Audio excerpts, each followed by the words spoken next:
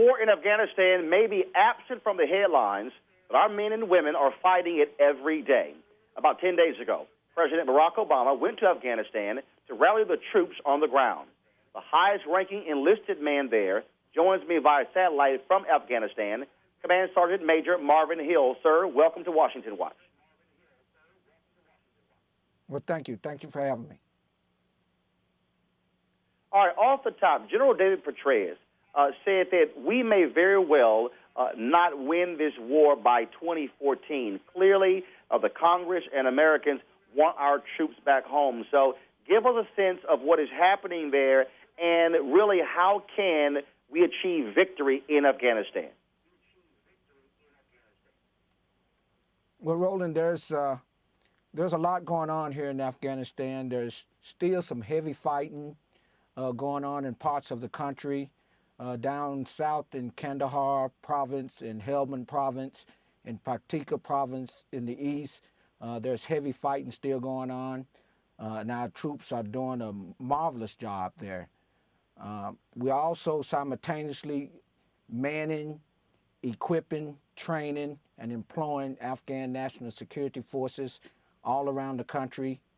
And we'll also have some great U.S. coalition partners and civilians who are helping reinforce, advise the Afghan government, as well as connect the people to the government of Afghanistan. It's going to take a lot more than just fighting for us to be victorious here.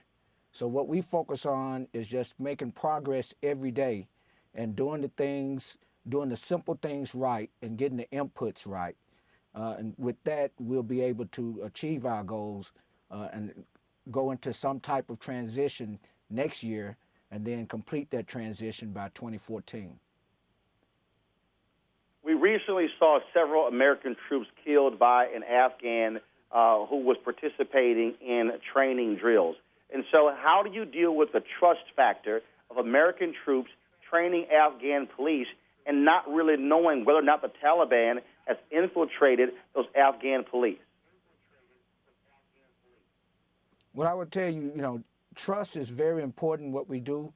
We have to have trust between leader to led. We have to have trust between unit to unit, and we have to have trust between soldier to soldier. And that incident that occurred did chip away at some of the trust factor that we have here. But one of the things that we can do, and we are doing, and that is vetting everyone who joined the Afghan National Security Force through biometrics. Biometrics can tell us if they've been involved in something in the past, but what it can't do is predict the future.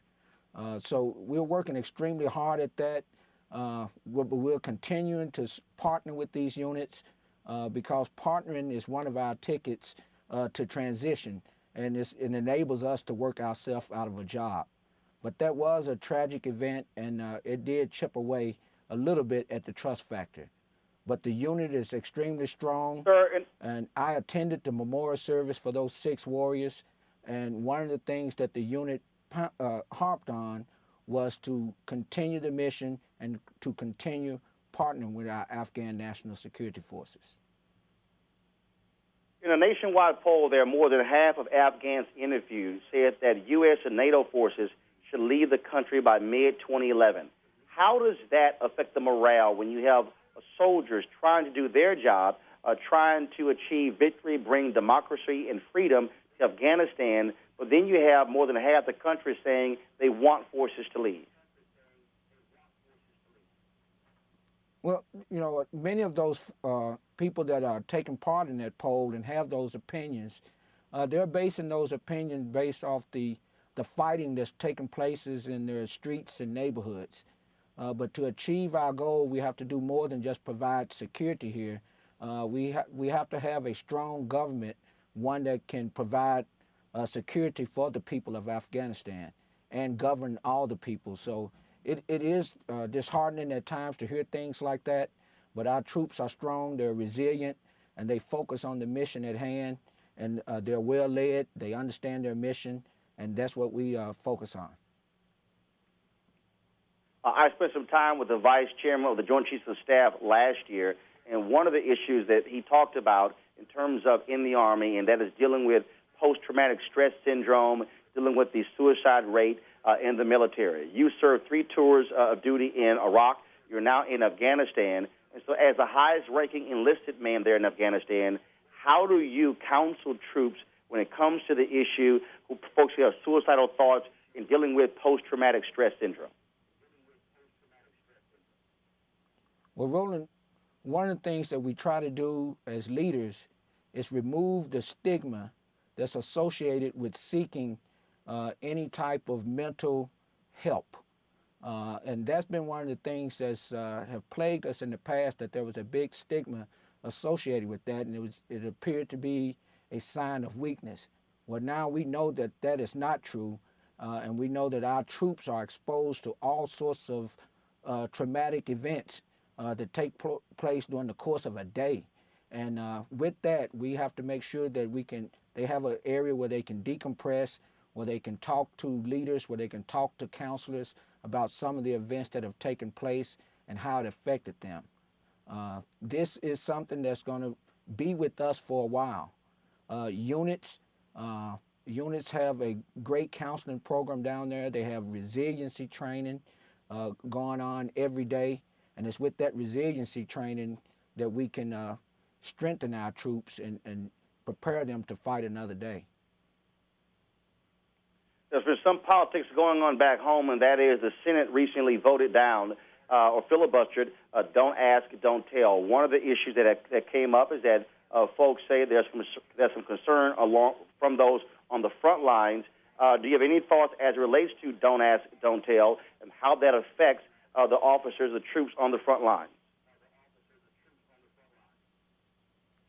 Well, I think the jury is still out on that because the majority of the troops, there was one poll that said 2/3 of the troops actually felt that it was time to repeal Don't Ask, Don't Tell. So I'm thinking that the troops are ready for something like this. They are well led. We know that if there is a change, that change will have to be led, and it's going to have to be led by senior leaders such as myself and others across the battlefield. Senior leaders are the ones that's going to set the tone in the unit and enable the unit to move forward. If there are people who cannot deal with the change, then they're going to have to do what's best for their troops and best for the organization and best for the military service and exit the military service so that we can move forward if that's the way that we have to go. Well, Command Sergeant Major Hill, we certainly appreciate you and also thank you for your service. Please pass on our thoughts to all the troops there. And I know you were from Memphis, Tennessee. I know you missed the barbecue. I don't understand why you're not a Titans fan. You love the Cowboys. I hate the Cowboys, but I will not hold that against you. You either love them or you hate them. But hey, thanks for having me, and it is a great honor to lead these soldiers in combat, and I am just as proud to serve as all get out. All right, sir, we certainly thank you very much. Thanks a lot. Thank you.